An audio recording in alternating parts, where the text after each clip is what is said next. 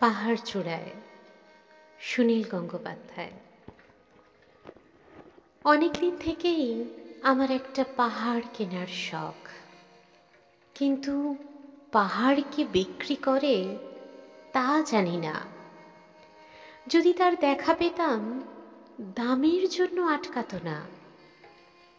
আমার নিজস্ব একটা নদী আছে, সেটা দিয়ে দিতাম পাহাড়টার বদলে। কে না জানে পাহাড়ের চেয়ে নদীর দামই বেশি। পাহাড় স্থাণু, নদী বহমান, তবু আমি নদীর বদলে পাহাড়টাই কিনতাম, কারণ আমি ঠকতে চাই।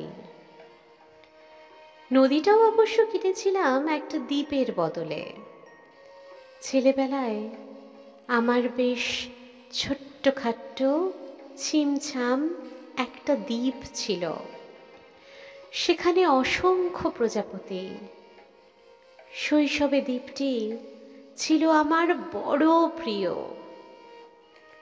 আমার যৌবনে দ্বীপটি আমার কাছে মাপে ছোট লাগলো।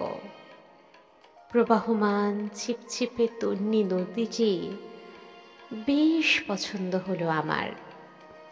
বন্ধুরা বলল, ওইটুকু একটা দ্বীপের বিনিময়ে এত বড় একটা নদী পেয়েছিস, খুব জিতেছিস তো মায়েরি।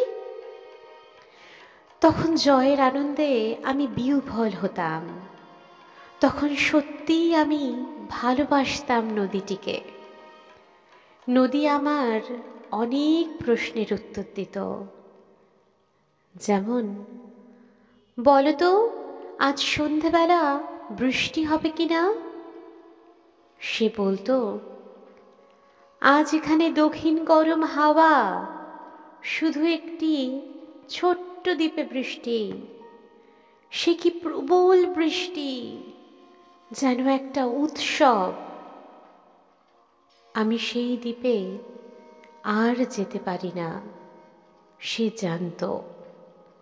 সবাই জানে, শৈশবে আর ফেরা যায় না। এখন আমি একটা পাহাড় কিনতে চাই। সেই পাহাড়ের পায়ের কাছে থাকবে গহন অরণ্য। আমি সেই অরণ্য পার হয়ে যাব, তারপর শুধু রুক্ষ কঠিন পাহাড়। একেবারে চূড়ায় মাথার খুব কাছে আকাশ, নিচে বিপুলা পৃথিবী, চরাচরে তীব্র নির্জনতা।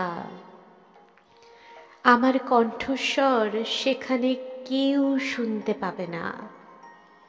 আমি ঈশ্বর মানি না, তিনি আমার মাথার কাছে ঝুঁকে দাঁড়াবেন না। আমি শুধু 10 দিককে উদ্দেশ্য করে বলবো, প্রত্যেক মানুষই অহংকারী। এখানে আমি একা, এখানে আমার কোনো অহংকার নেই। এখানে জয়ী হবার বদলে ক্ষমা চাইতে ভালো লাগে। হে 10 দিক, আমি কোনো দোষ করিনি, আমাকে ক্ষমা করো।